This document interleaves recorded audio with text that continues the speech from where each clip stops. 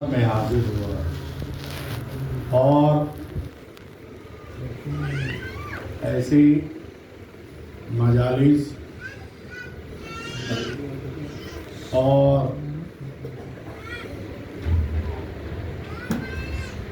جہاں بھی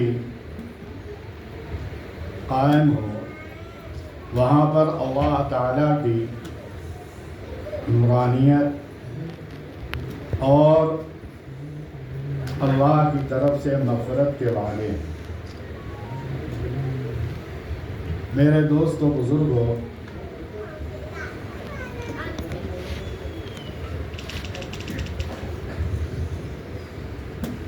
یہ پروگرام اور اس مدرسے میں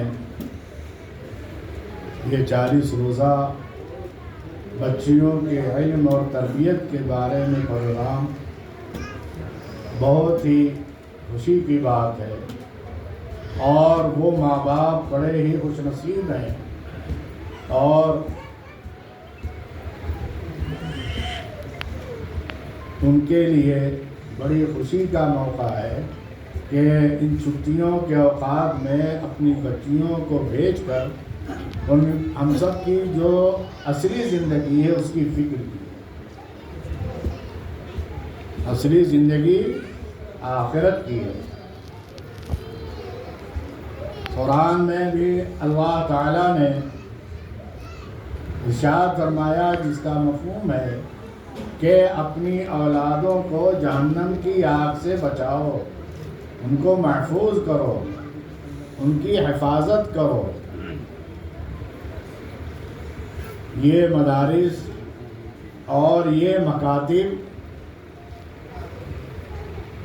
یہ اسلام کی حفاظت کے قلعے ہیں۔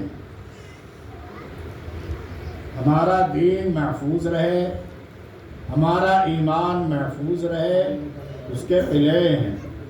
علامہ اقبال مرحوم نے جب اس زمانے میں یورپ کا دورہ کیا تھا تو انہوں نے کہا تھا کہ اگر ہمارے ہندوستان میں بزرگوں نے مکاتب مدرسے قائم نہ کیے ہوتے تو جو ان ملکوں کے حالات ہیں وہی ہمارے یہاں بھی ہوتے۔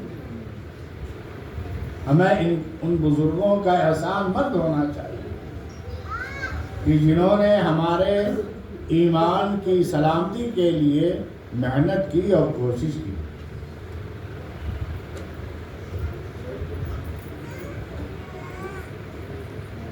مدرسے میں علم سکھایا جاتا ہے اس لیے تاکہ اس کی روشنی میں، جیسے کہ ابھی جس صاحب نے کہا نا، فوکس یعنی اجالا، ہم اپنے دنیا کا اور آخرت کا سکون حاصل کریں۔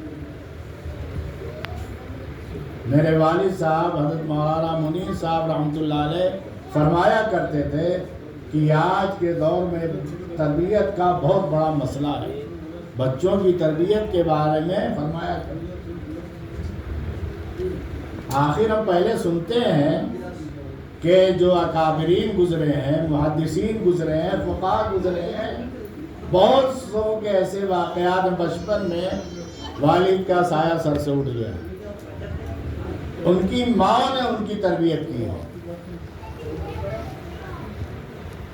اور ماں کی گود خود ایک مدرسہ ہوتا ہے۔